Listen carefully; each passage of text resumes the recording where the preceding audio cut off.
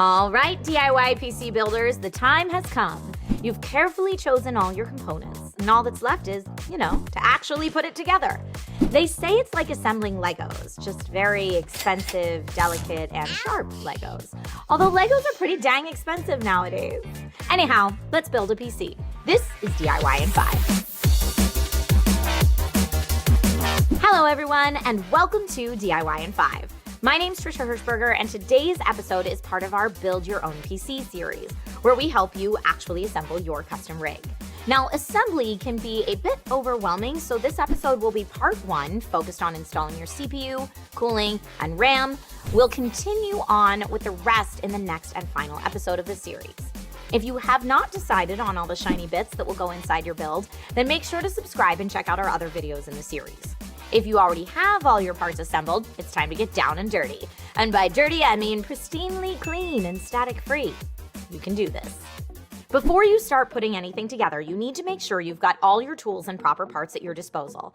Think of yourself as a surgeon. You need to prep that operating table before starting surgery. The first tool you'll need is knowledge. Make sure you've read all the manuals that came with your components. And I know this can be a slog, but if there are any parts missing or you have any questions, now is the time to call the manufacturer. Next, you'll need a large, flat surface free of electricity. Do not attempt to assemble your build on carpet. You do not want to fry your system before you even start.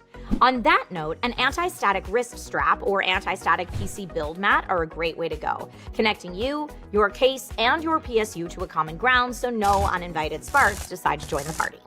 Lay all your components on your table and set all your packaging materials off to the side just in case anything needs to be returned. Actual tools you might need for your build include a Phillips head screwdriver, needle nose pliers, and a flashlight.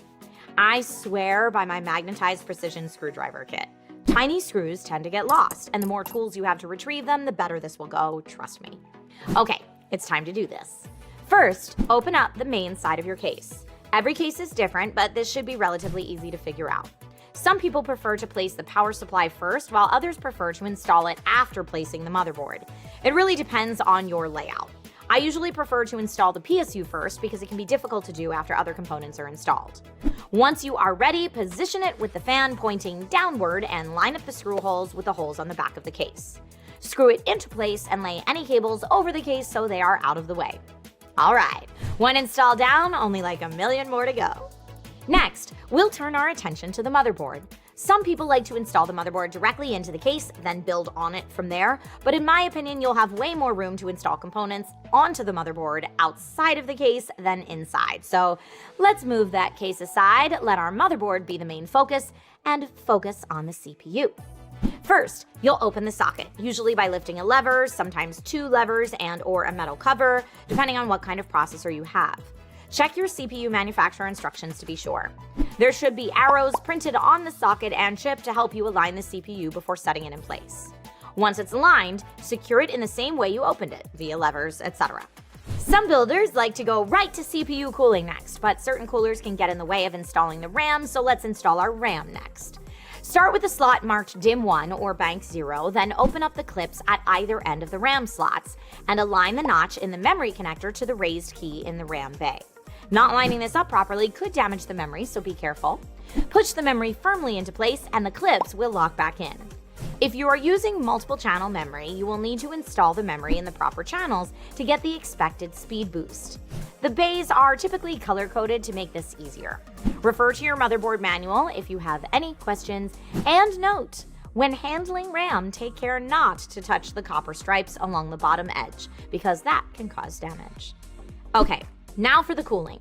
If your cooling solution already has a thermal compound applied, fantastic, you can use that.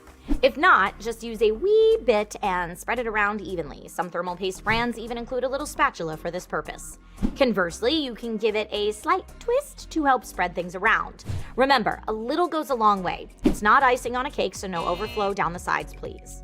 If you are using a thermal pad that came with your cooler, remove any protective tape from the die just before installing and be sure not to get it dirty.